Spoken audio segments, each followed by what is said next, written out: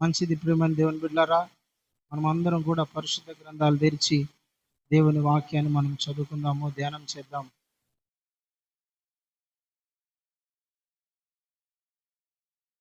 మత్తయి సువార్త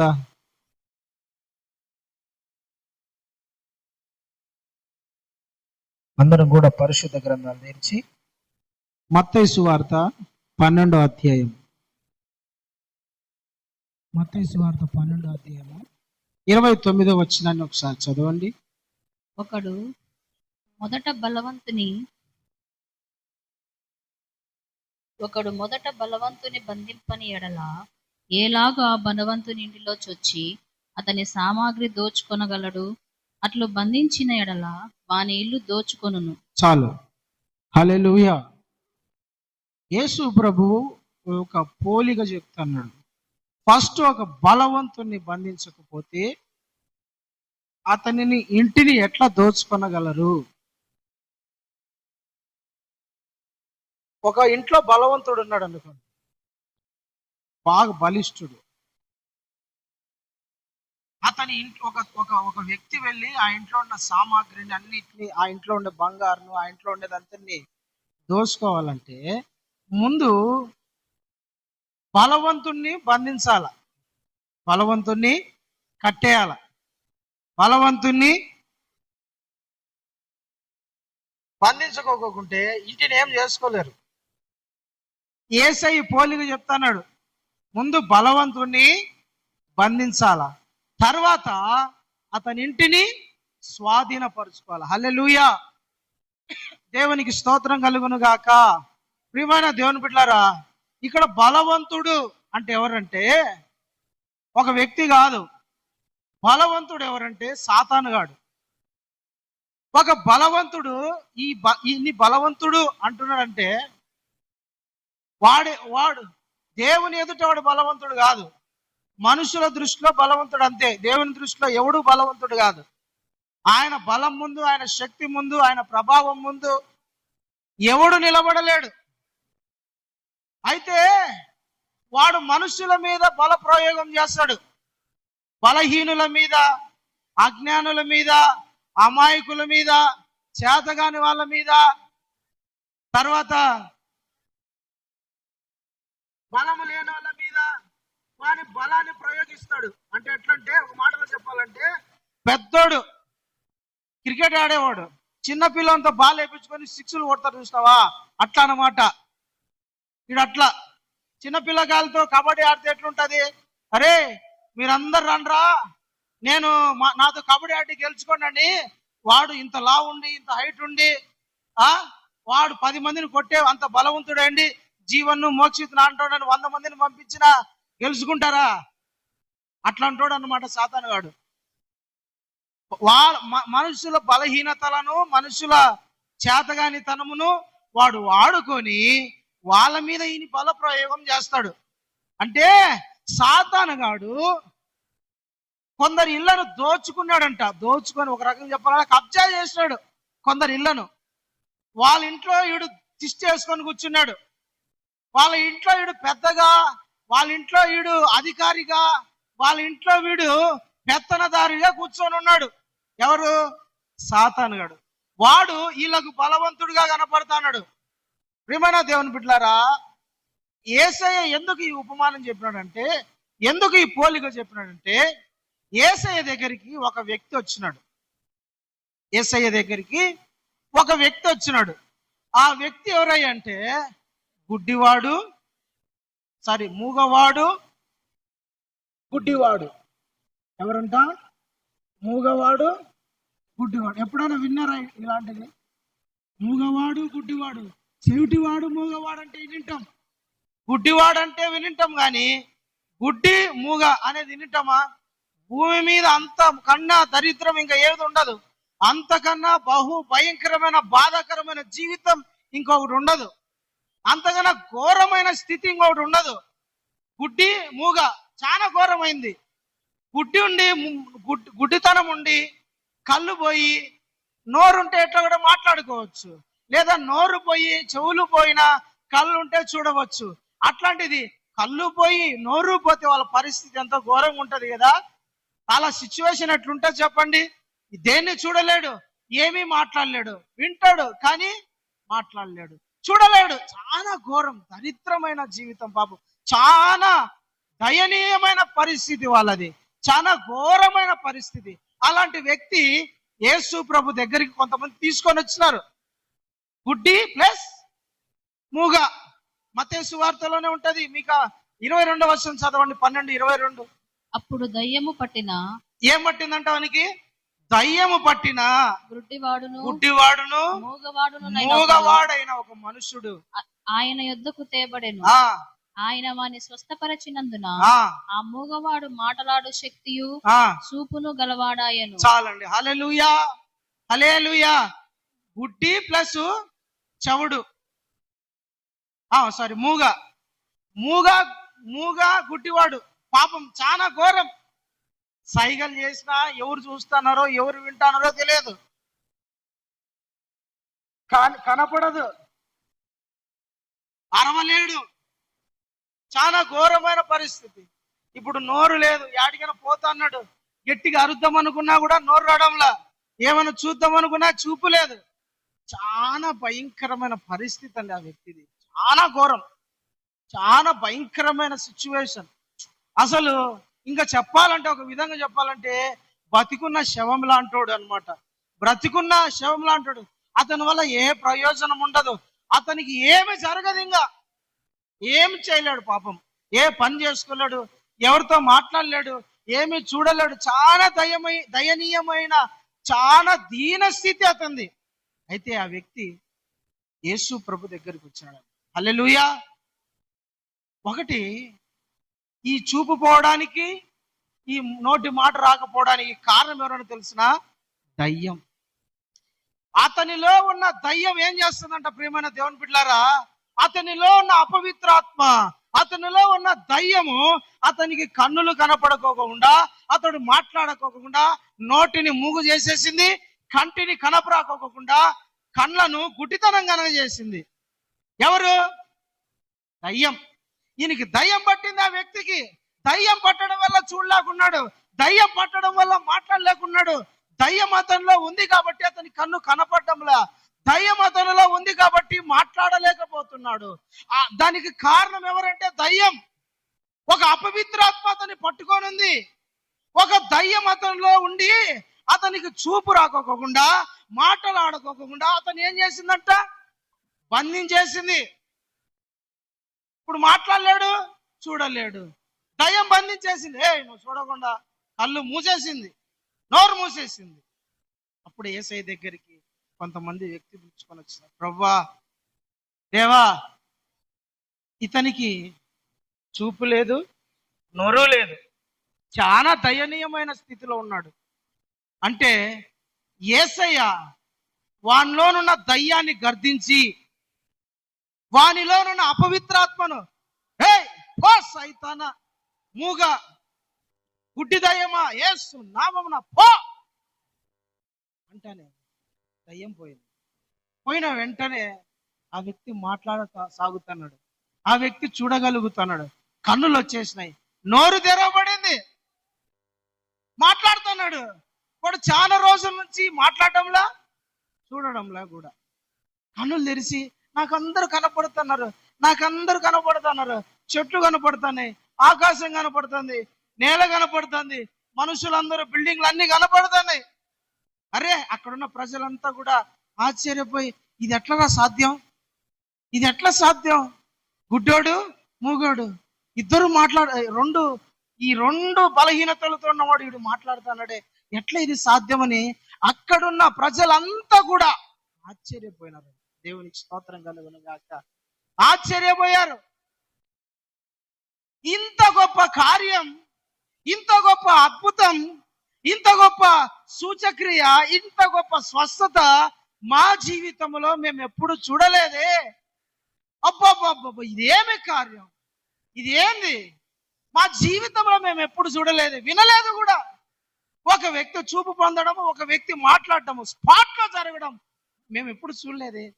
ఏంది ఇంత అద్భుతమైన కార్యం అని అక్కడున్న ప్రజలందరూ, దేవుని బిడ్డలారా, ఆశ్చర్యపోయి చూస్తూ ఉన్నారు. ఆశ్చర్యపోతున్నారు. దేవునికి స్తోత్రం కలుగును గాక. హల్లెలూయా, ప్రైజ్ ది లార్డ్.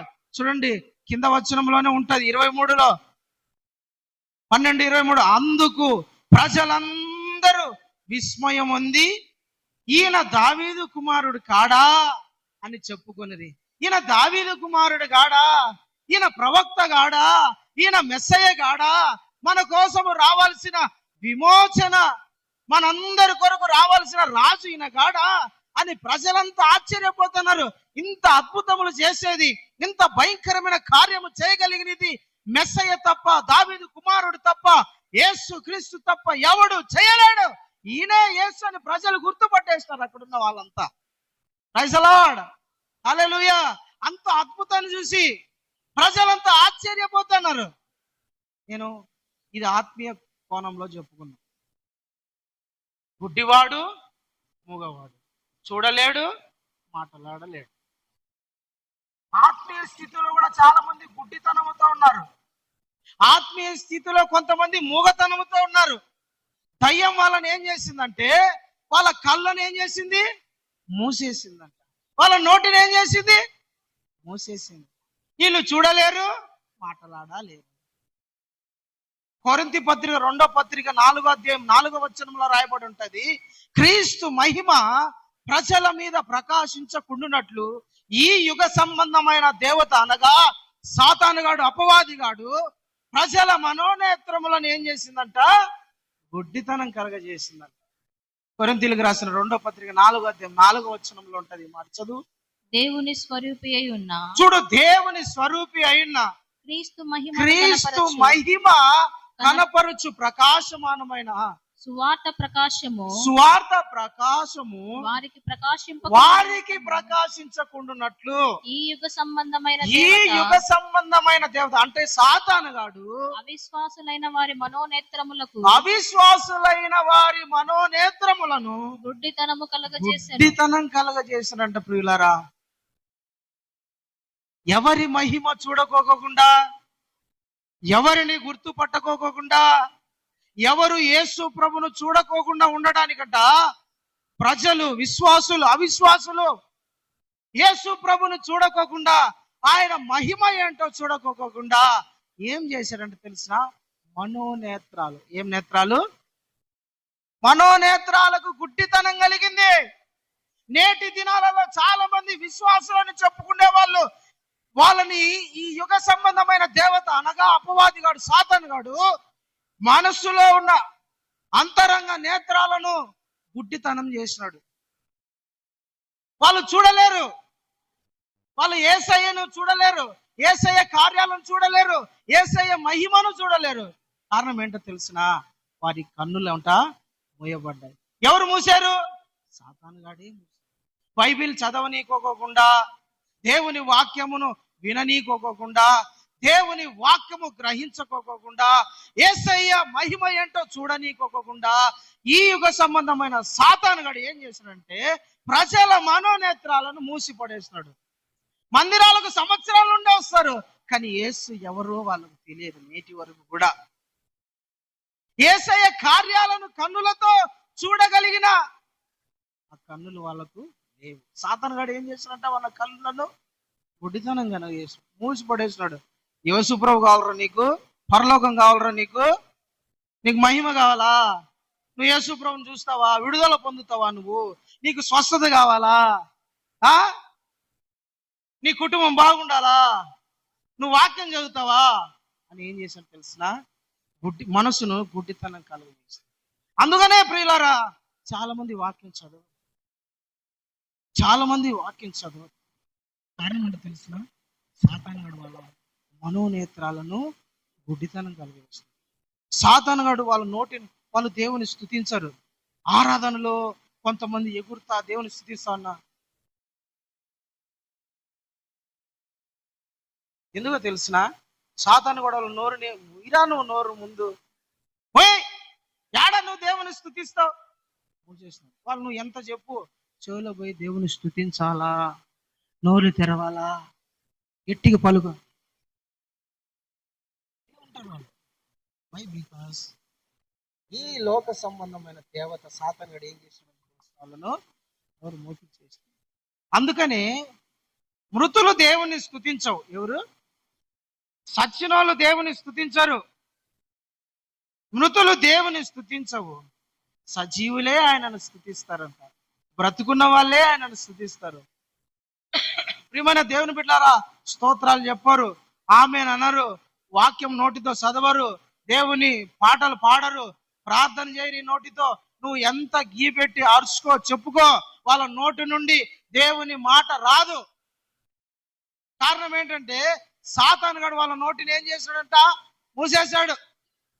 ఈ యుగ సంబంధమైన దేవత, దేవునికి స్తోత్రం, హల్లెలూయా.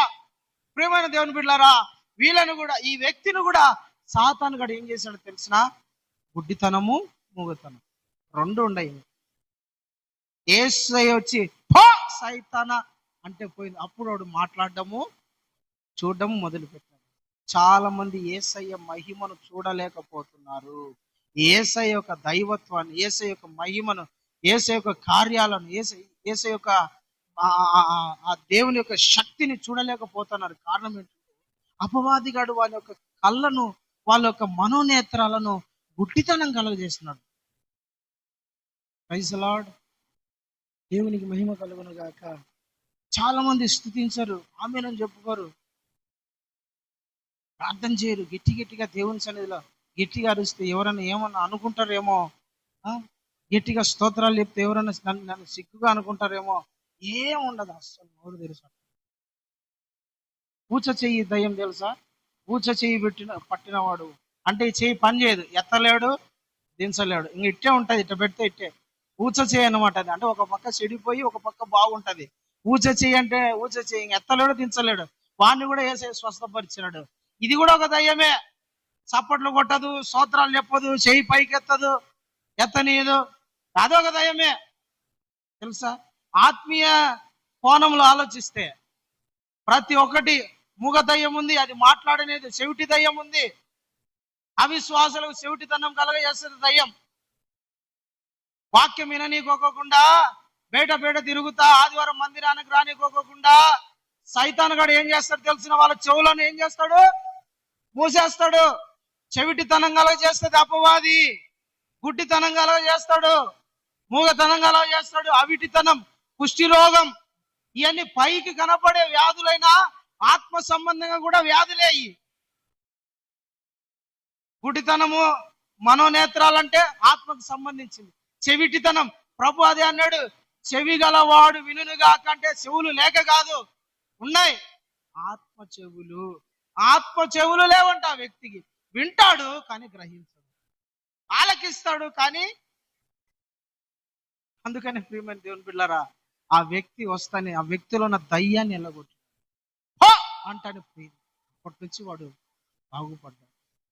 చూడడము, మాట్లాడడం రెండు ప్రారంభించాడు. దేవునికి స్తోత్రం, హల్లెలూయా. ఇది బీభత్సమైన అద్భుతం, బీభత్సమైన కార్యం ఆ పట్టణంలో. ఆ ప్రభు చేసిన ఈ కార్యాన్ని చూసి అక్కడున్న ప్రజలంతా ఆశ్చర్యపోయారు. కొంతమందికి నేను చెప్తా వినండి, కొంతమందికి రోగాలు దయ్యమే, అపవాదిగాడే తీసుకొస్తాడు. వ్యాధులను అపవాదిగాడే తీసుకొస్తాడు. రోగాలను అపవాదిగాడే పెడతాడు. సాతానుగాడే పెడతాడు. కొన్ని రోగాలను, కొన్ని వ్యాధులను మనం గ్రహించాలా. ఏది ఎట్లా వచ్చింది, ఏ వ్యాధి ఏ రకంగా మనము, ఏ వ్యాధి ఏ నష్టము అది దేవుని దగ్గర నుంచి వచ్చిందా లేకపోతే అపవాదిగాడు పెడతానడా, మనం గ్రహించాలా. ఈ వ్యాధి, ఈ రోగము, ఈ బలహీనత లేదంటే ఇది దేవుని దగ్గర నుంచి వస్తుందా, లేకపోతే సాతానుగాడు చేస్తున్నాడా, లేదంటే మన పాపము వలన మనకి వ్యాధి వచ్చిందా? ప్రియమైన దేవుని బిడ్డలారా, గ్రహించాలా. చాలా మంది గ్రహించాలి. యేసు ప్రభు దగ్గరకు ఒక వ్యక్తిని తీసుకొని వచ్చాడు, గుడ్డోళ్ళు. ప్రభా, వీడు చూపు పొందకపోవడానికి వీడు చేసిన పాపమా, వీళ్ళు తల్లిదండ్రులు చేసిన పాపమా అంటే యేసయ్య ఏమన్నాడు తెలిసిన? వాళ్ళిద్దరూ కాదు, తల్లిదండ్రులు పాపం కాదు, వీని పాపం కాదు, దేవుని మహిమ కొరకు వాడు అట్లా చేయబడ్డాడు. ప్రియమైన దేవుని బిడ్డలారా, కొన్నిసార్లు అపవాది గాని దగ్గర నుంచి వ్యాధులు వస్తాయి. కొన్నిసార్లు దేవుని మహిమ కొరకు వ్యాధులు వస్తాయి. గ్రహించాలి. దేవునికి స్తోత్రం. ఇంత అద్భుతాన్ని చూసిన ప్రజలు, అక్కడున్న ప్రజలంతా కూడా విస్మయం అంటే ఆశ్చర్యపోయి, షాక్ అయిపోయి, ఇలాంటి అద్భుతం నేను ఎక్కడ చూడలేదే, ఇలాంటి కార్యాలు మేము ఎప్పుడు వినలేదే, మా కళ్ళతో ఎప్పుడు చూడలేదే అని ప్రజలు దేవుని స్తుతిస్తా ఉంటే, ఒక గుంపు ప్రజలు ఉన్నారు. ఒక గుంపు ప్రజలు చాలా మంది అక్కడ ఉన్న వాళ్ళు, ఈ ఈ గుడ్డోడు మూగోడు ఇద్దరు కాదు, ఒకడే. ఈ గుడ్డోడు మూగ వ్యక్తి మాట్లాడడం చూడడం ప్రారంభించినాక అక్కడున్న ప్రజలందరూ చాలా మంది చప్పట్లు కొట్టి, ప్రభువా నీకు స్తోత్రం, దావీదు కుమారుడా నీకు స్తోత్రం, నువ్వు నిజంగా క్రీస్తువే, రాబోవాడు నీవే అని స్తుతిస్తుంటే, ఒక జాతి ఒక రకమైన ప్రజలు ఉన్నారు అక్కడ, పరిసయ్యులు. ఎవరు వాళ్ళు? పరిసయ్యులు. ఈ పరిసయ్యులు మటుకు ఆపోజిట్ గా మాట్లాడుతున్నారు. ఈయన స్వస్థపరచడం వాళ్ళకు ఓర్వలేకపోతున్నారు, ఈయన బాగు చేసింది వాళ్ళు తట్టుకోలేకపోతున్నారు, ఈయన ఆ వ్యక్తిని విడిపించడము వాళ్ళకు నచ్చలాది. ఈ వ్యక్తి చూపు పొందడము, ఈ వ్యక్తి మాట్లాడటము పరిచయులకు నచ్చలా. కొంతమందికి విడుదల పొందితే పక్కన వాళ్ళకు నచ్చదు తెలుసా, బాగోతే కొంతమందికి నచ్చదు. వాడు పాపము నుండి, శాపము నుండి, లేదంటే దరిద్రము నుండి, చెడు అలవాట్ల నుండి విడిపించబడితే కొంతమందికి నచ్చదు. వాళ్ళు తాగుతా ఉండాలా, వాళ్ళు తప్పుడు పనులు ఉండాలా, లేదంటే వాళ్ళు బంధించబడి ఉండాలా, వాళ్ళు రకరకాల పాపాలలో శాపంలో బంధించబడితే ఇలాగ ఆనందం. కానీ కొంతమంది మటుకు ఆనందిస్తారు, ప్రభువా ఏందయ్య అంత గొప్ప కార్యం చేసినావు, ఆ వ్యక్తిని విడిపించిన, ఆ వ్యక్తిని స్వస్థపరిచినావు, ఆ వ్యక్తిని బాగు చేసినావు, ప్రభువా నీకు స్తోత్రమయ్యా అని స్తుతించే వాళ్ళు కొంతమంది ఉంటే, కొంతమంది మటుకు అది చూసి ఓర్వలేని తనం, ఈర్ష్య, ఓర్వలేని తనం అండి కొందరికి. కొందరు బాగుపడితే ఓర్వలేని తనం, కొందరు బాగైతే ఓర్వలేని తనం, కొందరు బాగుంటే ఈర్ష్య ప్రారంభమైంది, కొందరికి మేలు జరిగితే అసలు వాళ్ళు ఇంకా ఎక్కడ లేని ద్వేషం అంతా వాళ్ళ నుంచి బయటకు వచ్చేస్తారు. కొందరు బాగున్నారంటే అయిపోయి, బాగున్నారంటే ఇంకా చెప్పబట్టన అవసరంలే. ఈ పరిచయాలు అలాంటి రకమే, బాగున్నారంటే ఓర్చుకోలేరు. ఏసై ఏదో ఆ గుడ్డని, ఆ మూగని బాగు చేసినట్టు రా, స్తుతించండి రా అంటే నచ్చలా ఆ కార్యం.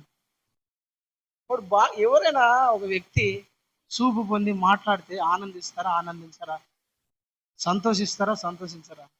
మూగోడు పిల్లప్పటి నుంచి మాటలు రాలా, వాడు మాట్లాడితే దేవా నీకు స్తోత్రం అనుకుంటారా, అనుకోరా? గుడ్డోడు చూపు పొందితే ఆనందిస్తారా, ఆనందిస్తారా? కానీ వీళ్ళు అసూయ పడుతున్నారు, ద్వేషిస్తున్నారు. వీళ్ళు హృదయములో ఎక్కడ లేని పగ, ఎక్కడ లేని ఈర్ష్య. కొందరు నవ్వుతానే ఓర్చుకోలేరు, కొందరు బాగున్నా ఓర్చుకోలేరు, కొందరు సంతోషంగా ఓర్చుకోలేరు, కొందరు వీళ్ళంతా ఎవరంటే పరిచయలకు జాతి చెందిన వాళ్ళే. వాళ్ళు పరలోకానికి పోరు, ఇల్లు పోనీయరు. దేవునికి స్తోత్రం, హల్లెలూయా. ప్రియమైన దేవుని బిడ్డలారా, పరిచయలు అక్కడ నిలబడి యేసయ్యను ఒక మాట అన్నారు, ఇతను దయ్యముల వలన ఈ కార్యాలు చేస్తున్నారు. యేసయ్యను దయ్యముల వలన, బయల్జుబూల వలన ఇతను ఈ కార్యం చేస్తున్నాడు. దయ్యానికి అధిపతి, లేదంటే బయల్జుబూల్ అనే ఒక దేవత వలన, లేదంటే ఒక దేవత శక్తి వలన ఈ యేసు అని చెప్పబడే ఈ వ్యక్తి దయ్యాల వలన దయ్యాన్ని ఎలా కొడతాడు, బాగు చేస్తున్నాడు. అప్పుడు యేసయ్య కోపం వచ్చి వాళ్ళ వైపు తిరిగి, దయ్యాన్ని ఏ దయ్యమని ఎల్లగొడుతుందా? వాని రాజ్యానికి వాడే ఎవరైనా విరోధంగా ఉంటాడా? వాని పొలంలో ఎవడైనా పండిన పొలంలో వాడే విషం వేసుకొని పంటను పాడు చేసుకుంటాడా? కట్టిన ఇంటిని ఎవడైనా కూల్చుకుంటాడా? ఉన్న ఆరోగ్యాన్ని పోగొట్టుకుంటాడా? సంపాదించుకున్న డబ్బును తీసుకుపోయి నేలలో లేదంటే పాడు చేసుకుంటాడా? కాల్చుకుంటాడా? కాలువలో పడేస్తాడా?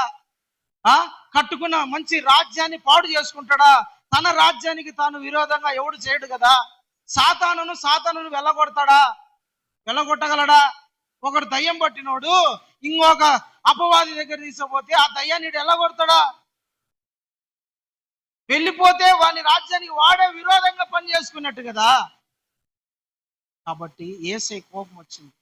నన్ను దయ్యంతో ఎల్లగొడతానని అంటారా మీరని వేసే కోపం వచ్చేసింది. కొంతమంది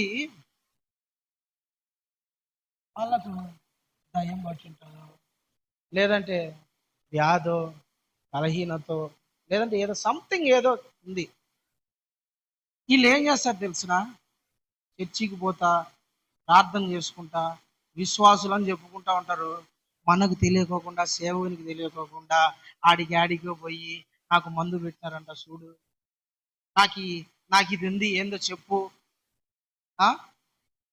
తర్వాత నన్ను మంత్రిచ్చు, లేకుండా అడిగి 10 రూపాయలు 50 రూపాయలు 100 రూపాయలు తాయితో కొని, ఎవరు విశ్వాసులను చెప్పకూడదు.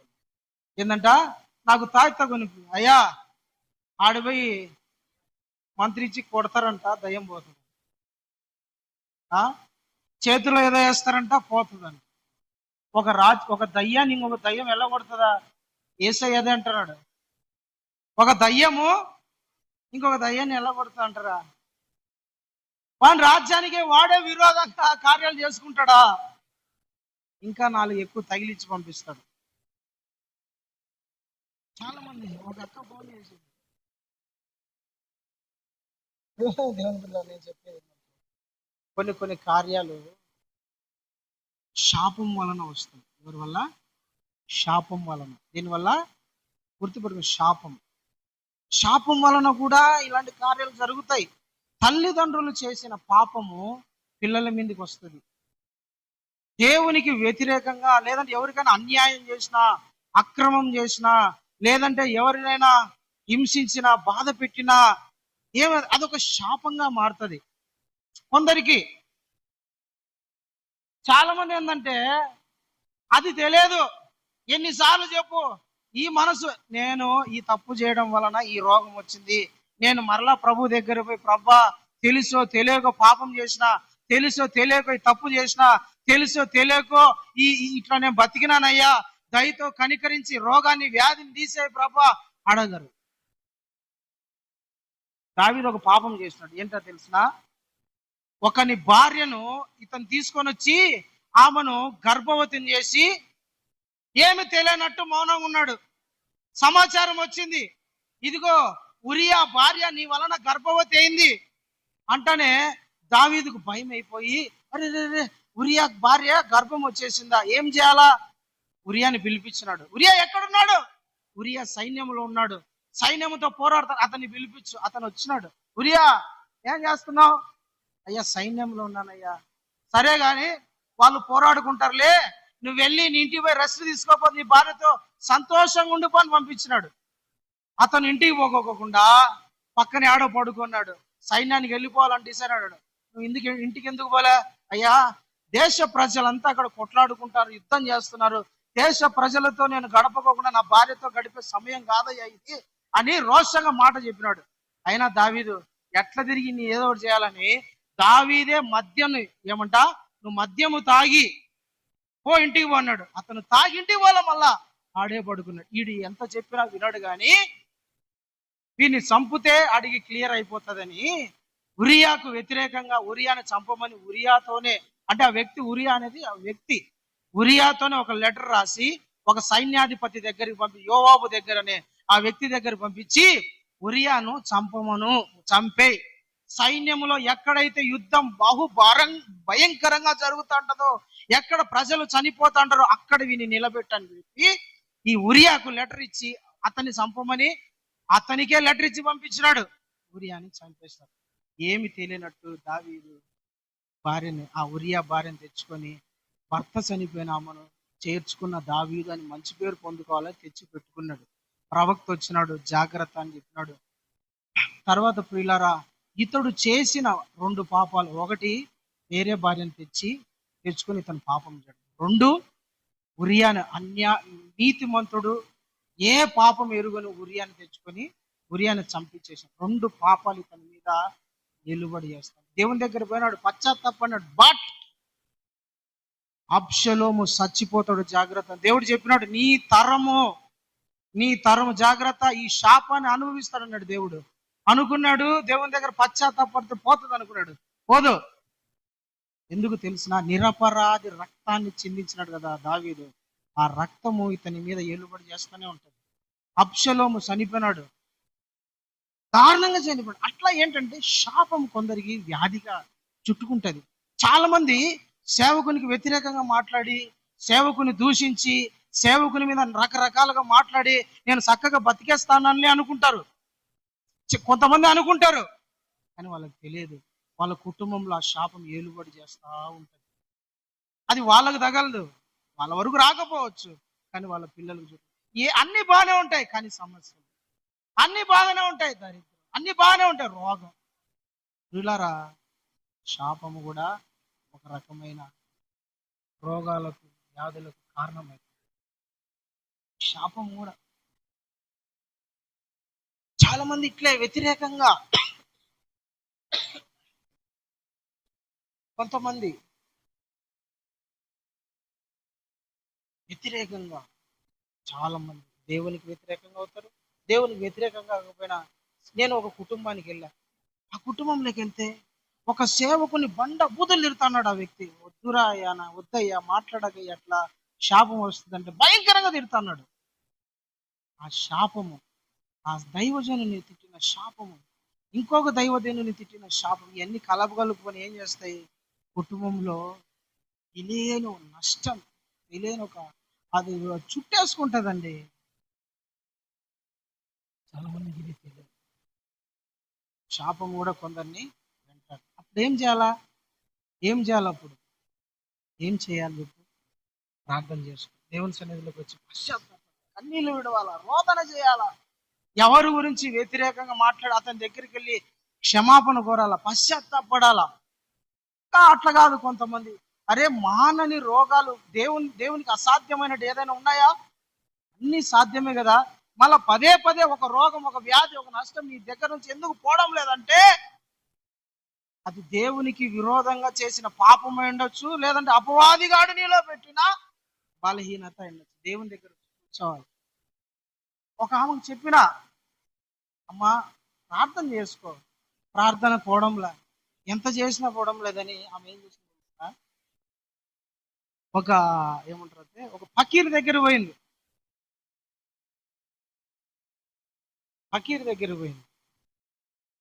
ఏదో చేయించుకొని వచ్చింది, మనకు తెలియనట్టు నా దగ్గర, వాళ్ళ సేవకుని దగ్గర తెలియనట్టు నేను రిమండ్ దేవుని బిడ్డారా, అది ఇంకా నష్టం.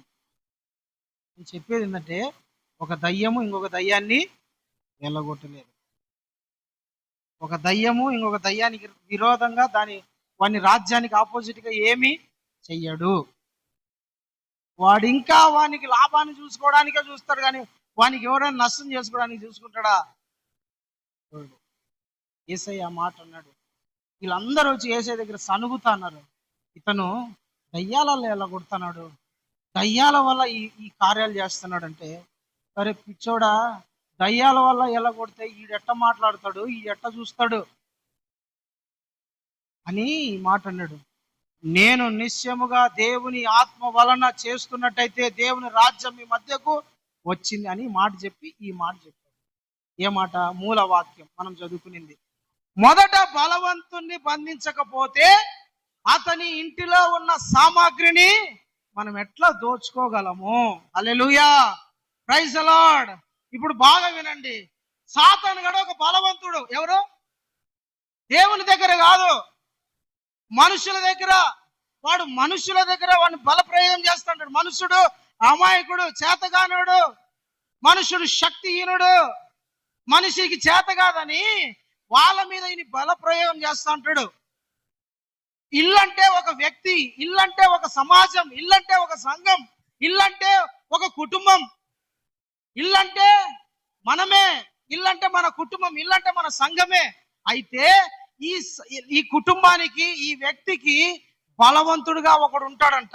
చూడండి, మత్తయి సువార్తలోని 12వ అధ్యాయంలో 43వ వచనం చదవండి ఒకసారి.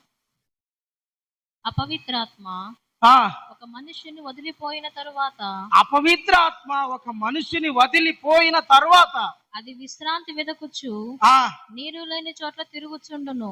విశ్రాంతి దొరకనందున నేను వదిలి వచ్చిన నా ఇంటికి. ఏ ఇంటికంట? ఏ ఇంటికి? నా ఇంటికి తిరిగి వెళ్ళుదుననుకొని వచ్చి చాలమ్మా.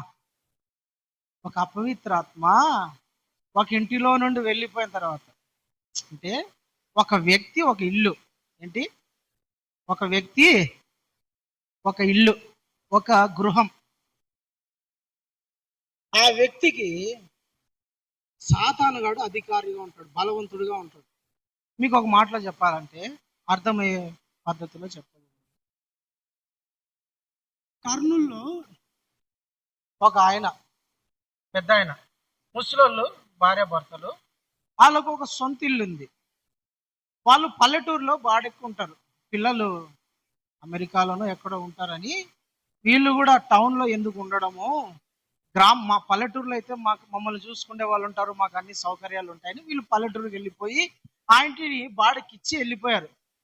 ఆ బాడకి ఇచ్చిన వాడు 1 సంవత్సరం 2 సంవత్సరాలు ఇంటి బాడగా బాగానే కట్టినాడంట. తర్వాత ఏం చేసినట్టు తెలిసిన, ఈ ఇల్లు నాదే అని వాళ్ళ మీదకి ఎదురు తిరిగాడు. ఆ ఏరియాలో ఉండే కార్పొరేటర్లు పట్టుకోనో, లేదంటే అక్కడ ఉన్న కొంతమంది రాజకీయ పెద్దలను పట్టుకోనో, ఈ ఇల్లు ఇతందే, ఎందుకంటే కొంచెం దూర ప్రాంతం కాబట్టి రిజిస్ట్రేషన్ హౌస్ కాదు, డి ఫారం ఇల్లు, అంటే ఎవరైనా కొనొచ్చు అనే అది ఉంటది కదా, డి ఫారం. ఆ ఇంట్లో ఇతను కాపురం ఉన్నాడు. ఈ వ్యక్తి ఇంకా 2 సంవత్సరాల వరకు బాగానే ఇల్లు బాడీ కట్టాడంట. తర్వాత బాడ కట్టడం మానేశాడు. దగ్గర దగ్గర 6 నెలలు అయిపోతుంది. ఈ ముసలి ఎవరినో ఒకరిని పంపడం, కడతానులే అని చెప్పడం వచ్చాడు. 6 నెలలు 7 నెలలు అయిపోయింది, కట్టడం లేదంట. తీరా వాళ్ళు పెద్దవాళ్ళు ఇంటికి వచ్చిన తర్వాత బాడీగా ఏదంటే, ఏం బాడీగా, ఎవరు నువ్వు, ఎందుకు కట్టాలా నీకు బాడీగా, ఎవరు, నీకు నాకు సంబంధం ఏంది, ఇది నా ఇల్లు నా ఇంటికి నేనెందుకు బాడీ కట్టుకోవడం అని ఓనర్ మీద తిరగబడ్డాడంట. తిరగబడి, నాకు సంబంధంలో ఎవరయ్యా మీరు పో అని వాళ్ళని తరిమేసినాడంట. ముసలోళ్ళు ఇద్దరే, కొడుకులేమో అమెరికాలో ఉన్నారు, ఎవరు పట్టించుకునే వాళ్ళు లేరు, ఎవరు చూసుకునే వాళ్ళు లేరు, ఇంటి దగ్గర పోయి రుబాబు చేసి కొట్టలేరు. వీళ్ళు ఎవరు, బలవంతులా, కండలు తిరిగిన వాళ్ళ, ఏమి లేదు, దొబ్బుతే కింద పడతారు, చచ్చిపోతారు కింద పడి. అట్లాంటి బలహీనుల మీద ఒక 30-40 సంవత్సరాలు యవనస్తుడు, వాని బలం ఎంత, వీళ్ళ బలం ఎంత, వాళ్ళ మీదికి పోతున్నాడు, ఇల్లు కబ్జా చేసుకున్నాడు, కోర్టులు వేశాడు.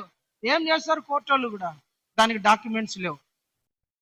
ప్రియమైన దేవుని బిడ్డలారా, సాతాను గాడు కూడా ఏం చేస్తాడంటే ఒక వ్యక్తి లేకొచ్చి తిష్ట వేసుకొని కూర్చుంటాడు. ఒక వ్యక్తి లేకొచ్చి నివసిస్తాడంట. ఇండ్లు, ఇది ఇల్లు, ఒక వ్యక్తి హృదయం ఒక ఇల్లు, ఒక విశ్వాసుల కుటుంబం ఒక ఇల్లు, సంఘము ఒక ఇల్లు. ప్రియమైన దేవుని బిడ్డలారా, జాగ్రత్తగా వినండి. దేవునికి స్తోత్రం కలుగును గాక. హల్లెలూయా.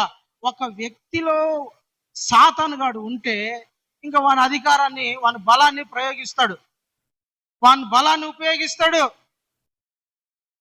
వానికి నచ్చినట్టు చేస్తాడు. అపవాదిగాడు ఇంట్లో ఉంటాడంటే, ఎవరి హృదయంలో అపవాదిగాడు నివసిస్తుంటాడో, ఎవరి హృదయంలో సాతానుగాడు ఉంటాడో, ఎవరిలో ఏ కుటుంబంలో అయితే సాతానుగాడు ఉంటాడో ఆ కుటుంబంలో ఆ వ్యక్తికి సమాధానం ఉండదు, నెమ్మది ఉండదు, ఆనందం ఉండదు, సంతోషం ఉండదు, ప్రశాంతత ఉండదు. ఎప్పుడు కూడా ఆనందం లేని స్థితి, బాధ, నిరుత్సాహము, దుఃఖము, వేదన, బాధ, అలుగుడు, సనుగుడు, గొనుగుడు ఎప్పుడు లేదంటే ఆ సాతానుగాడు ఏమి చేయమంటే ఇతను అది చేయాల్సిందే. తాగమంటే తాగాలా, తినమంటే తినాలా, యాడికైనా పొమ్మంటే పోవాలా, యాడైనా దూకమంటే దూకాలా, సూసైడ్ చేసుకోమంటే సూసైడ్ చేసుకోవాలా, ఫ్యాన్కు ఉరేసుకోమంటే ఉరేసుకోవాలా, లేదంటే పోయే బస్సు ఎదురు నిలబడమంటే నిలబడాలా. ఎందుకు? ఈ వ్యక్తి సాతాను గాని చేతిలో ఉన్నాడు. ఈ నిన్ను అధికారి సాతాను. అయితే ఒక వ్యక్తి యేసు ప్రభు దగ్గరకు వచ్చి, ప్రభువా, నేను నిన్ను సొంత రక్షకునిగా ఒప్పుకుంటానన్నయ్యా, నా పాపాలన్నీ మానుకుంటానయ్యా, నా బలహీనతలన్నీ తీసేయి ప్రభు అంటే, యేసయ్యా అతనిలో ఉండే అపవిత్రాత్మను యేసు అని గర్దిస్తాడు, అతనిలో ఉండే దయ్యాన్ని వెళ్ళగొడతాడు. అప్పుడు ఇల్లు ఏమవుతుంది? శుభ్రమైపోతుంది. సాతానుగాడు ఉన్నాడు, వెళ్ళిపోతాడు ఇంట్లో నుంచి. ఇప్పుడు ఇల్లు ఏమైపోతుంది? ఖాళీగా ఉంటుంది. సాతానుగాడు ఉన్నాడు, గలిబిల్లు ఉండదు, ప్రశాంతంగా ఉంటుంది, నెమ్మదిగా ఉంటుంది, ఆనందంగా ఉంటుంది. సంతోషంగా ఉంటది, ఆరోగ్యం ఉంటది, బాగుంటది ఈ ఇల్లు, ఈ కుటుంబం. అపవిత్రాత్మ ఉన్నంత వరకు ఆ ఇంట్లో నెమ్మది ఉండదు. అపవిత్రాత్మ సాతానుగాడు ఆ ఇంట్లో ఉన్నంత వరకు ప్రశాంతత ఉండదు. ఆ ఇంట్లో ఉన్నంత వరకు రోగాలు పోవు. ఆ ఇంట్లో ఉన్నంత వరకు మనశ్శాంతి ఉండదు. అందుకని యేసు దగ్గరికి వస్తే ఆ ఇల్లు విడిపించబడుతుంది. హల్లెలూయా. ఆ వ్యక్తి విడిపించబడతాడు. ఆ వ్యక్తిలో నుంచి ఇంకా బయటికి వెళ్ళిపోయిన తర్వాత ఈ ఇల్లు ఎవరికి సొంతం కావాలా? ఈ ఇల్లు ఎవరికి? యేసయ్యకి సొంతం కావాలా? యేసయ్య ఇందులో నివసించాలి. దేవునికి స్తోత్రం కలుగును గాక. హల్లెలూయా. అయితే మన పాయింట్ ఏంటంటే బలవంతుణ్ణి వెళ్ళగొట్టాల అనండి. బలవంతుని వెళ్ళగొట్టాలి. చాలా మంది వెళ్ళగొట్టారు. యేసు ప్రభు వాళ్ళలో నుండి ప్రభు దగ్గరికి వచ్చి బాప్తిసం పొంది మారు మనసు పొందిన తర్వాత వాళ్ళలో నుండి అపవిత్రాత్మ వెళ్ళిపోయి ఉంటది. వెళ్ళిపోయినాడు మామూలుగా ఉంటాడా? ఊరంతా తిరుగుతాడు. ఏ ఇల్లు కాలేదు, ఏ ఇల్లు కాలేదు, ఏ ఇల్లు కాలేదు, ఏ నెమ్మది లేదు. ఈ ఇంట్లో రే నువ్వు ఉండవా, రే నువ్వు ఉండవు. సైతాన్ గడు ఏం చేస్తాడు? వీళ్ళ దగ్గర ఉదాహరణ, ఇక్కడ ఒక ఇద్దరు ఉన్నారు అనుకోండి, వాళ్ళ చుట్టూ తిరుగుతుంది. చైతన్య ఎట్రా నువ్వు రా, ఇక్కడ ఒకడే ఉంటాడు, నాకు దొరుకుతాడు పాపం, నాకు దొరికింది ఈడొక్కడే, ఈడే అనుకోండి. ఇంట్లో నుంచి అపవిత్రాత్మ సాతాను గడు వెళ్ళిపోయినాడు. ఇప్పుడు ఈడు ఖాళీగా ఉంది ఈయన హృదయం. సాతాను గడు వెళ్ళిపోయినాడు, బయటికి వచ్చినాడు కదా. ఈడేం చేస్తారంటే ఊరంతా తిరుగుతా అంటాడు. ఈయన పక్కన ఆ ఇంటి దగ్గరికి పోతాడు, ఆ వ్యక్తి దగ్గర పోతాడు. ఆ వ్యక్తిలో ఒక తాగే అపవిత్రాత్మ ఉంటది, లేదుకోకుండా దొంగతనం చేసే అపవిత్రాత్మ ఉంటది, మోసం చేసే అపవిత్రాత్మ ఉంటది, వ్యభిచారం చేసే అపవిత్రాత్మ ఉంటది, కొట్టి తిట్టి లేదంటే బాధపరిచే అపవిత్రాత్మ. అందరు ఇళ్ళ కాడిపోతాడు.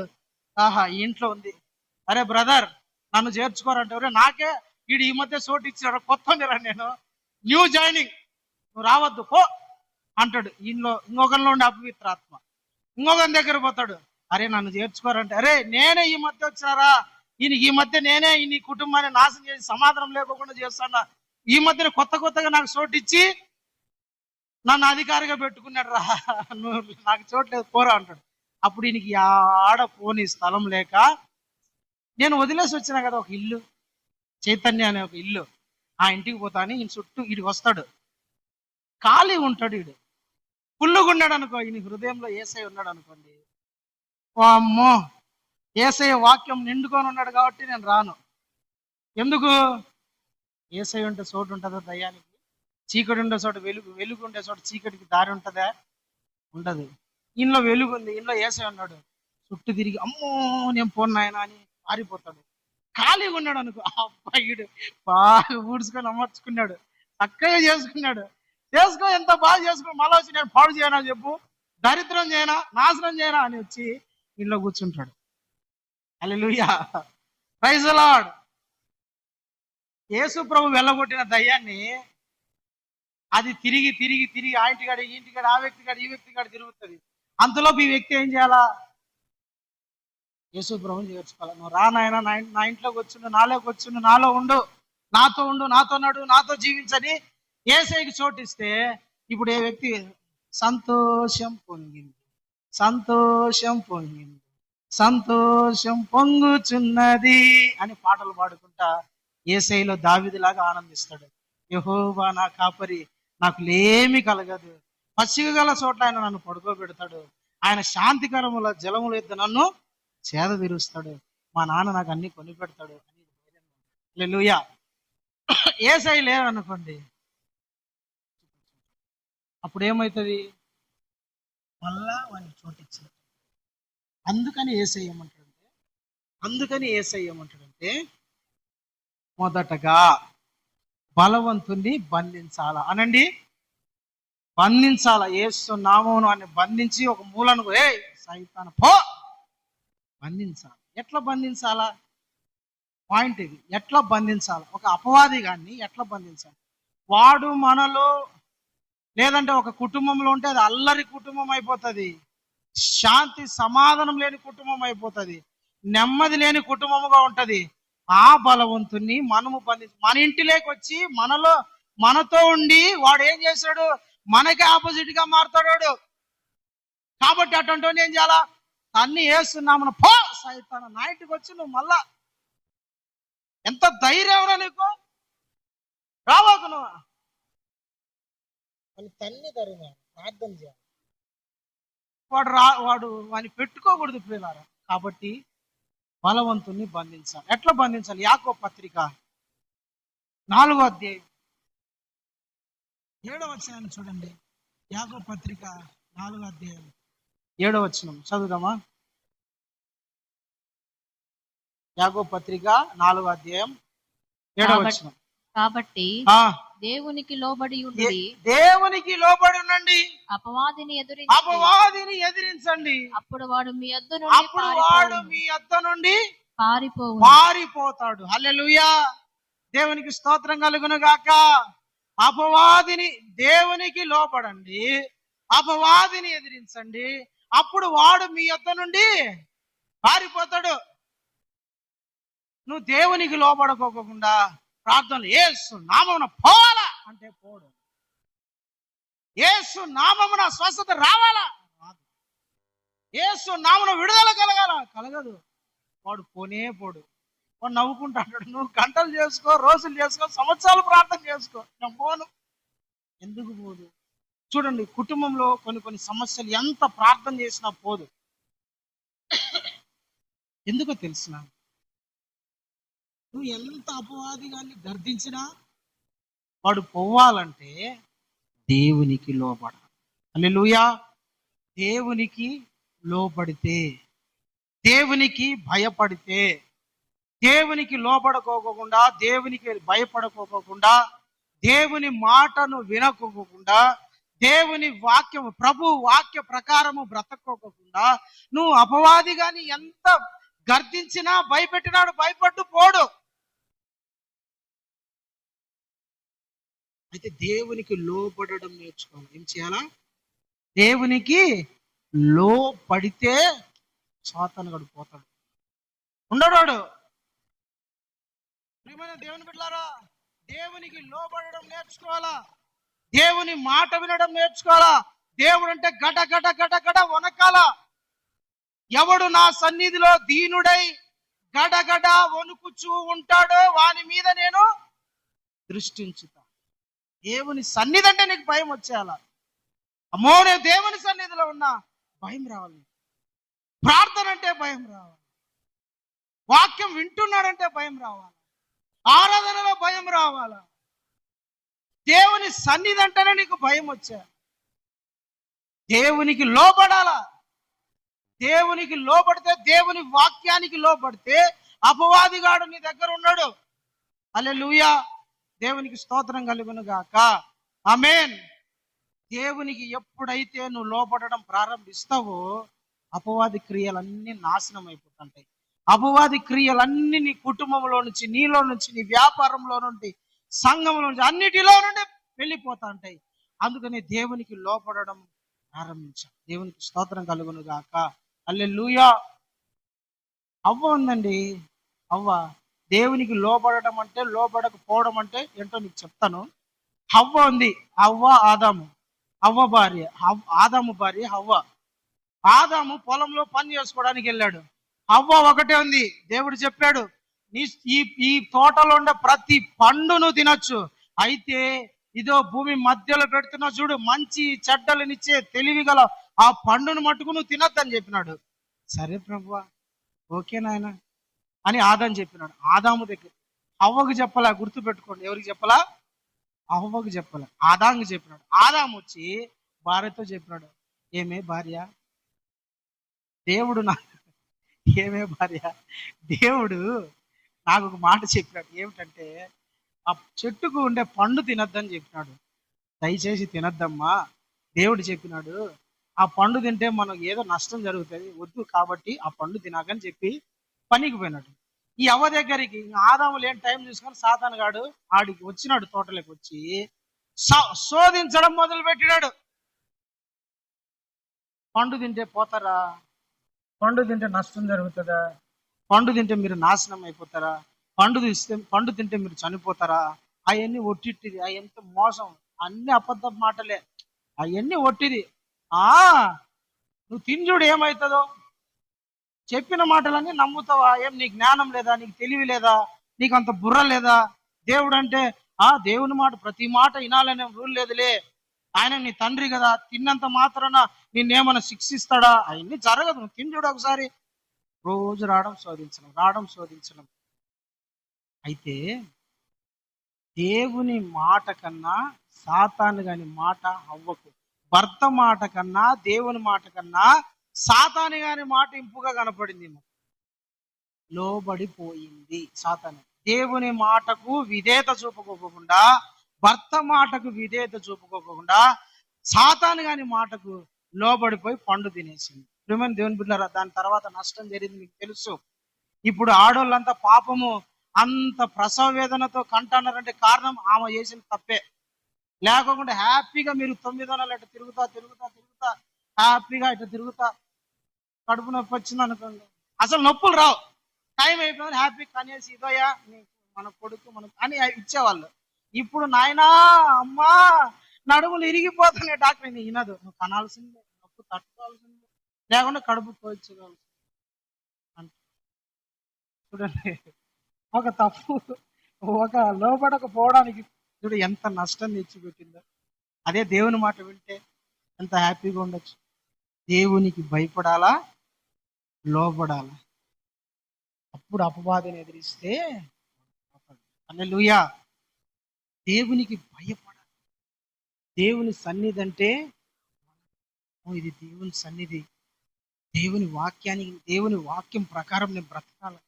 దేవుని వాక్యాన్ని ఎత్తిపట్టి నేను ఈరోజు ఏమేమి వాక్యము దేవుడు దైవజనుని ద్వారా లేతో నాతో మాట్లాడినాడో ఆ మాట ప్రకారం నేను బ్రతుకుతే ఆశీర్వదించబడతా, దీవించబడతా. నా కుటుంబంలో క్షేమం కలుగుతుంది, నా కుటుంబంలో ఆశీర్వాదం ఉంటది, నా కుటుంబంలో నెమ్మది ఉంటది. దేవునికి లోపడితే అపవాది క్రియలు నాలో పని చేయవు. అపవాది తంత్రములకు నేను ఎంత మాత్రము కూడా బలిగాను. దేవుని వాక్యములో ఉన్న శక్తి ప్రభావము నన్ను కమ్ముకుంటది. ఆయన నన్ను దీవిస్తాడు అని నీకు మనస్సు రావు. Praise the Lord, hallelujah, praise the Lord. దేవుని మాటకు లోబడడం, దేవునికి లోబడడంలో ఉన్న ఆశీర్వాదాలు చాలా వేరు. అందుకనే దేవునికి లోబడాలి. దేవుడు అంటే భయపడ. లోబడడం అంటే మాట వినడం అనుకోండి. ఇది మాట వినటం. చెప్తే పక్కనే మాట వినమంటారు చూసారా, అది దేవుని వాక్యం వింటాను. ప్రేమించమంటాడు దేవుడు, ప్రేమించాలి. క్షమించమంటాడు, క్షమించాలి. పాపం వద్దన్నాడు, పాపం జోలికి పోవద్దన్నాడు, పోకుండా ఉండాలి. రచ్చలు రాయబారాలు వద్దన్నాడు, వద్దు. ఎప్పుడు మనకు అవసరం, దేవుడు వద్దన్నాడు. దేవుని సన్నిధిలో నిలబడితే దేవుడు కార్యాలు చేస్తాడు. హల్లెలూయా, ప్రైజ్ ది లార్డ్. అందుకనే దేవునికి లోబడాల. అపవాదిని ఎదిరించాలంటే ఏం చేయాలా? దేవునికి లోబడాలి. రోగాన్ని గర్తించినప్పుడు యేసు నామమున నా కుటుంబంలో ఉన్న రోగమా పో, యేసు నామమున నా కుటుంబంలో ఉన్న దరిద్రత, నా కుటుంబంలో ఉన్న ఏదైతే నువ్వు కార్యం చేయాలనుకున్నా అదంతా యేసు నామమున ఇప్పుడే బంధించబడునుగా. అందుకనే కుటుంబంలో చాలా మంది మాట వినరు. నువ్వు ఎంత చెప్పు వినరు. కారణం ఏంది? అపవాది క్రియలు. అపవాది కూడా ఆ కుటుంబంలో ఏలుబడి.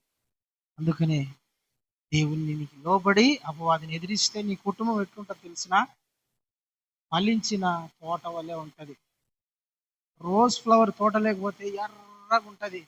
మల్లెపూల చెట్టు ఒక ఒక ఒక ఒక పొలం లేకపోతే తెల్లగా కనబడుతుంది. అట్లా నీ కుటుంబం కూడా అట్లా కనబడుతుంది దేవునికి లోబడితే. అపవాదిగాడు నీ కుటుంబంలో నుండి బయటికి వెళ్ళిపోవాలి యేసు నామమున. ఆమేన్, హల్లెలూయా. ఇంకో మాట చెప్పుకొని ముగించుకున్నాం. పేతురు పత్రిక, మొదటి పత్రిక 5:9. మొదటి పేతురు పత్రిక 5వ అధ్యాయం 9వ వచనం. ఫాస్ట్ చదువునానా? నిబ్బరమైన బుద్ధి గలవారై మెలకువగా ఉండండి. మీ విరోధి అయిన అపవాది గర్జించు సింహము వలె ఎవరిని మింగురుదనా అని వెదుకుచూ తిరుగుచున్నాడు. 9. లోకమందున్న మీ సహోదరులందరూ ఈ విధములైన శ్రమలే భరించి తట్టుకొని నిలబడి ఎరిగి విశ్వాసమందు స్థిరులుగా ఉండి వానిని ఎదిరించండి. హల్లెలూయా, దేవునికి స్తోత్రం కలుగును గాక. ఎట్లా ఎదిరించాలంట? ఎట్లా వాడిని బంధించాలా? ఎత్తవని సైతాన్ గాని తన్ని తరమాలా అంటే మన పితరులు ఆది కాండంలో నుండి హేబేలు మొదలుకొని నిన్నటి భక్తుల వరకు వాళ్ళకు శ్రమలు వచ్చినప్పుడు, నిందలు వచ్చినప్పుడు, అవమానాలు వచ్చినప్పుడు, నష్టం జరిగినప్పుడు అంట వాళ్ళు దుఃఖపడలా, వాళ్ళు నిరుత్సాహపడలా, వాళ్ళు అధైర్యపడలా, వాళ్ళు లోకంలోకి వెళ్ళిపోలా, వాళ్ళు విశ్వాసములో స్థిరులుగా ఉన్నారంట. మీకు ఒక మాట చెప్పాలంటే, నైజీరియా తెలుసా? నైజీరియా, ప్రపంచంలో నైజీరియా అనే ఒక ప్రాంతం ఉంది. నైజీరియా అనే ప్రాంతంలో సగం మంది ముస్లిమ్స్, సగం మంది క్రిస్టియన్స్ ఉన్నారు. నైజీరియా ప్రాంతంలో సగం మంది, 1 కోటి మంది జనాభా, 1 కోటి మంది జనాభా ఉన్నారు అనుకోండి. అందులో 50 లక్షల మంది ముస్లిమ్స్ ఉంటారు, 50 లక్షల మంది నాన్ ముస్లిమ్స్ అంటే క్రిస్టియన్స్ ఉంటారు. అయితే ఈ మధ్య అంటే దగ్గర ఒక 6 నెలల నుండి, ఒక 3-4-6 నెలల నుండి ఈ ముస్లిమ్స్ అంతా ఏం చేస్తున్నారంటే, ఈ దేశము మాకు కావాలా, ఈ దేశం ముస్లిం దేశంగా మారాలా, ఈ దేశంలో ఓన్లీ ముస్లిమ్స్ తప్ప వేరే వాళ్ళు ఉండకూడదు అని అక్కడ వాళ్ళు ఏం చేస్తారంటే క్రైస్తవుల మీద తిరుగుబాటు చేశారు. 27,000 మందిరాలను అగ్గితో నిప్పు పెట్టేసినారు, కూల్చేసినారు. ఎన్ని వేలు? 1, 2 కాదు, 27,000. 130,000 మందిని, కొందరిని గొంతులు కోసి, కొందరు చర్చిలోంచి పరిగెత్తుతుంటే గన్ను తీసుకొని దడ దడ దడ దడ దడ దడ కాల్చి, కొందరిని నిప్పు పెట్టి, కొందరిని కట్టెలతో కొట్టి, కొందరిని భయంకరంగా హింసించి దగ్గర 130,000 మందిని చంపారు. అది ఎప్పుడో కాదు, ఇప్పటికీ ఇంకా జరుగుతూనే ఉంది. ఇప్పటికీ నైజీరియా, ప్రపంచంలో నైజీరియా అనే ప్రాంతంలో ఇప్పటికీ జరుగుతూ ఉంది. క్రైస్తవులను హింసిస్తున్నారు, చంపుతున్నారు. చాలా వరకు న్యూస్లో క్రైస్తవుల మీద దాడులు జరిగితే, క్రైస్తవుల మీద హింసలు జరిగితే, క్రైస్తవులకు ఏదైనా వ్యతిరేకమైన చట్టాలు వస్తే ప్రపంచం మాట్లాడదు. న్యూస్ మీడియాలు, ఛానళ్ళు, టీవీలు అన్నీ సైలెంట్ అయిపోతాయి. ఎందుకో తెలిసిన, క్రైస్తవులు తిరుగుబాటు చేయరు. మాకు అన్యాయం జరిగింది, మాకు మోసం జరిగింది, క్రైస్తవుల పక్షం ఎవరు నిలబడదు. క్రైస్తవుల పక్షంగా నిలబడేది ఒకే ఒక్కడు, సర్వశక్తి గల దేవుడు. హల్లెలూయా! సర్వశక్తి గల దేవుడు ఒక్కడే నిలబడతాడు. అక్కడ వచ్చిన క్రైస్తవులకు భయంకరమైన హింసలు చెప్తాను. 27,000 మందిరాలు, ఒక మందిరం కాదు, 2 మందిరాలు కాదండి, 27,000 మందిరాలు. ఆడవాళ్ళను, పిల్లలను, వృద్ధులను, పురుషులను, పాస్టర్లను, 130,000 మంది విశ్వాసులను చంపినారు చర్చిలలో. క్రైస్తవులను తెలిస్తే చంపడమే. అంత బహుఘోరమైన హింసలు జరిగినాయి. కానీ ఒక మందిరం నేను ఇన్స్టాగ్రామ్ లో చూసిన పోస్ట్, పైనంతా కప్పు లేదు, ఈ కప్పులను ఒక గోడలు మాత్రం ఉన్నాయి. ఎట్లా ఆ గోడలలో ఒక సేవకుడు నిలబడినాడు, విశ్వాసులంతా కూర్చున్నారు.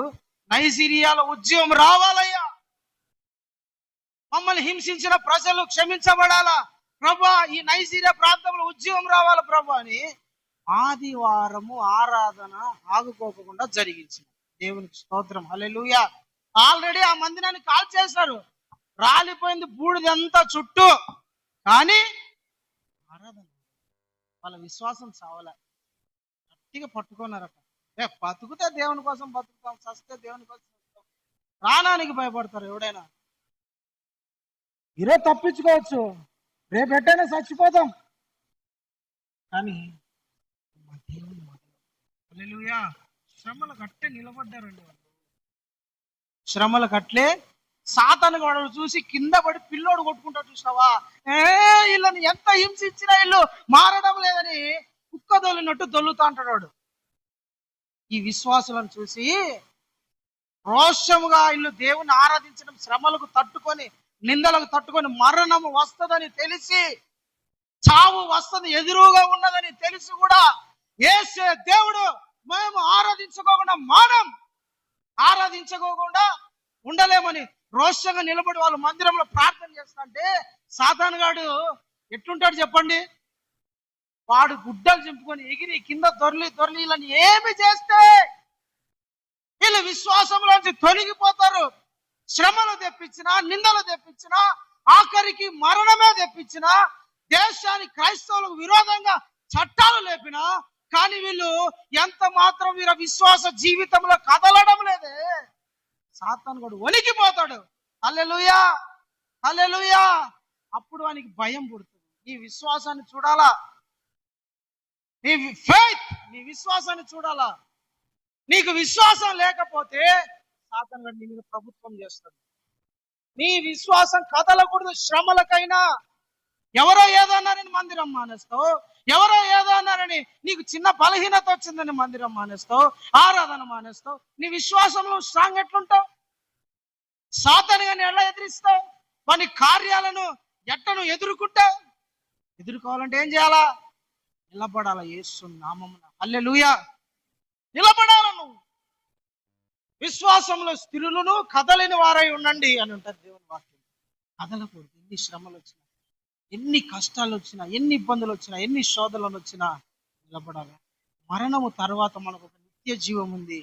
ఎప్పుడు యుగ యుగముల యేసుతో కలిసి బ్రతికే యుగ యుగముల రాజ్యం ఒకటి ఉంది. ఆ రాజ్యంలోకి మనం వెళ్ళిపోతాం. ఇక్కడ ఎట్లా చచ్చిపోయినా కూడా నమ్మకంగా విశ్వాసంతో ఉంటే. Praise the Lord. హల్లెలూయా.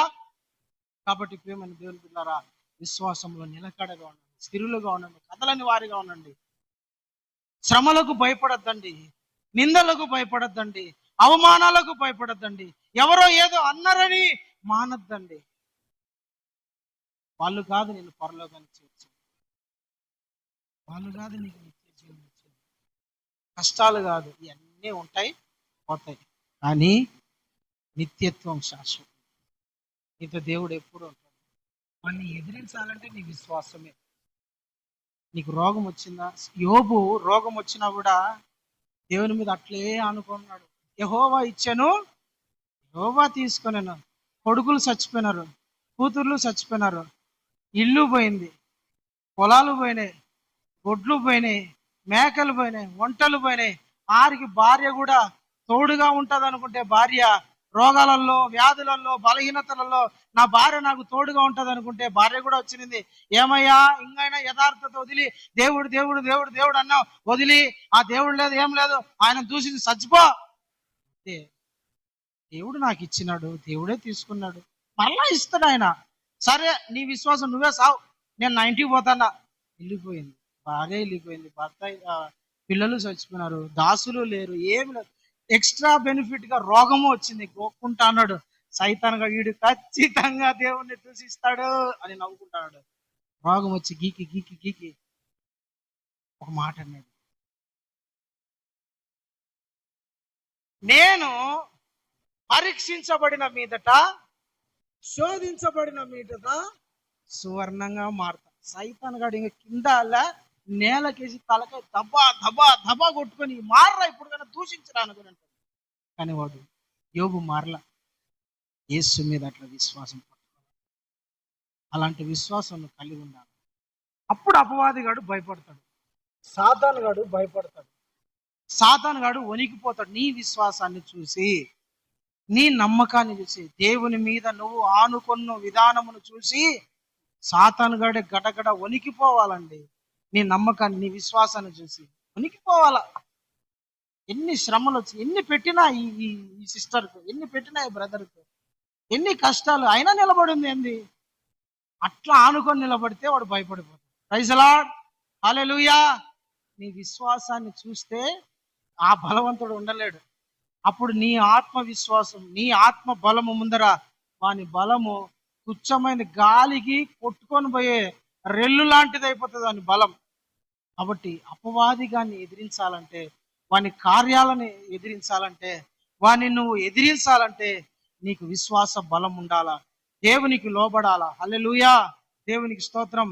ఇంకో మాట ఉంటది, యేసు ప్రభు అంటాడు, ప్రభా, శిష్యులు అంటారు, ప్రభా ఎందువలన ఈ దయ్యాన్ని నేను ఎల్లగొట్టలేకపోతానంటే ప్రార్థన వలన. దీని వలన ప్రార్థన లేక మీరు అపవాదిగాన్ని జయించలేకపోతున్నాడు. ఆ మాట చదివి ముగించుకుందాం ప్రియులారా. మార్కు సువార్త 9వ అధ్యాయం 28వ వచనాన్ని చదవండి, ముగించుకుందాం మనం. మార్కు సువార్త 9:28 చదువు. అందుకు ఆయన ప్రార్థన వలననే కానీ మరి దేని వలనైనను ఈ విధమైనది వదిలిపోవుట అసాధ్యమని వారితో చెప్పాను. అసాధ్యమని వాళ్ళకి, ఇట్లాంటిది పోవాలంటే ప్రార్థన వలననే సాధ్యం. ప్రార్థన లేకోకుండా నువ్వు గెలవడం అసాధ్యం. అపవాది కార్యాలను తట్టుకొని నిలబడి వాని కార్యాల నుండి ఎదిరించి నిలబడాలంటే ప్రార్థన. దేవునికి లోబడాలా, విశ్వాసములో నిలకడగా ఉండాలా, ప్రార్థన శక్తి కలిగి ఉండాలా. హల్లెలూయా. ప్రార్థన శక్తి కావాలా. ప్రార్థన కాదు, ప్రార్థన శక్తి మనకు ఉండాలా. అపవాది గాన్ని ఎదిరించాలంటే ప్రభా దయ్యాన్ని ఎల్లగొట్టలేకుండామంటారు. ఎట్లా ఎల్లగొడతావు? ప్రార్థన లేదు నీ దగ్గర అంటాడు. ఎప్పుడు మా ఇంట్లో ఏదో ఒక రచ్చయ్య, ఏంది ప్రభు పోవడం లేదు, ఎంత ప్రార్థన చేసినా పోవడం లేదయ్యా. ఎప్పుడు పోతుందో తెలిసిన? ప్రార్థన శక్తి ఉండాలి, ప్రార్థన ఉండాలి. అపవాది గాని తన్ని తరమాల వాని క్రియలు పనిచేయకూడదంటే ప్రార్థన శక్తి నీలో బలంగా పనిచేయాలి. ఆమేన్. హల్లెలూయా, హల్లెలూయా. ప్రార్థన శక్తి ఒక వ్యక్తిలో ఉంటే దయ్యాన్ని ఎల్లగొట్టగలం. దయ్యాన్ని ఎల్లగొట్టలేకపోతానంటే అపవాది సాతాను గాని శక్తి మీద నీకు ప్రభావం లేదంటే నీలో ప్రార్థన శక్తి లేదని అర్థం. ఒక అపవాదిని నీ ఎదురుగానే పడినారు అనుకోండి, ఎవరైనా అపవాది ఊగుతాన్నారు అని ఊగుతున్నారు. ఎల్లగొట్టాలంటే ఏం చేస్తావు? పరిగెత్తుతావు. ఇంకా ఆడ ఉండకోకుండా 10 మంది పట్టుకున్నా వదిలించుకోలేని దయ్యం కొందరికి పడుతుంది. 10 మంది పట్టుకోండి, అస్సలు లెక్క చేయదు, ఇసిరి కొడుతుంది దయ్యం, ఇసిరి కొట్టేస్తుంది దయ్యం. 10 మంది పట్టుకొని అస్సలు పట్టుకోలేరు అని వస్తుంటది అపవాది. ఎందుకు? కొందరిలో 2000 దయ్యాలు ఉంటాయంట. ఎన్ని దయ్యాలు? 2000 దయ్యాలు. నువ్వు 10 మంది 100 మంది పట్టుకునేవాడు ఇటు లాక్కొని వస్తాడు. అప్పుడు ఆ అపవిత్రాత్మను పోగొట్టాలంటే నీ వల్ల అవుతుందా? ఎట్లా పోగొట్టాలో తెలిసిన? ప్రార్థన శక్తి. 2000 కాదు, 2 కోట్ల దయ్యాలు ఉండనిలే అంటే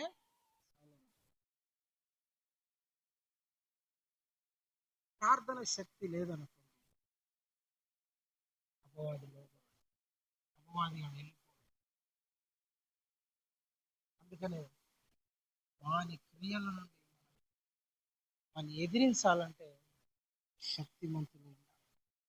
దేవునికి లోబడి నీలో నీ కుటుంబంకు, లేదంటే నీ కుటుంబంలో సంతోషం, శాంతి, సమాధానం, నెమ్మది లేకోకుండా, ఐశ్వర్యం లేకోకుండా, ఆరోగ్యం లేకోకుండా, ఇవన్నీ లేకోకుండా అపవాదిగాడు నీ కుటుంబాన్ని బంధించేశాడేమో, అపవాదిగాడు నీ కుటుంబంలో ఏలుబడి చేస్తున్నాడేమో, ఇంకా నీ కుటుంబంలో పాపం అనే క్రియ ఏలుబడి చేస్తుందేమో, ఇంకా నీ కుటుంబంలో శాపం అనే క్రియ ఏలుబడి చేస్తుందేమో, ఇంకా దేవునికి తిరుగుబాటు, దేవునికి వ్యతిరేకమైన కార్యాలు కుటుంబంలో పనిచేస్తున్నాయేమో, ఇళ్లలో పనిచేస్తున్నాయేమో. అయితే నేను చెప్పేది ఏంటంటే తెలిసిన, నువ్వు దేవునికి లోపడి విశ్వాసములో గట్టిగా నిలబడి ప్రార్థన చేస్తే నీ కుటుంబం విడిపించబడుతుంది. హల్లెలూయా. అపవాది వాడు బయటికి వెళ్ళిపోతాడు. అప్పుడు నీ కుటుంబం సమాధానంగా ఉంటుంది. దేవుడు అట్టి కృప, అలాంటి శక్తి మీ అందరికీ అనుగ్రహించును గాక. దేవుని ఆత్మతో మీరు నింపబడుదురు గాక. ప్రార్థన శక్తి మీ అందరిలో కుమ్మరించును గాక. ఆమేన్. ప్రార్థన చేసుకున్నాం, అందరం మోకరించుతాం, ప్రార్థన చేసుకున్నాం ప్రియులారా.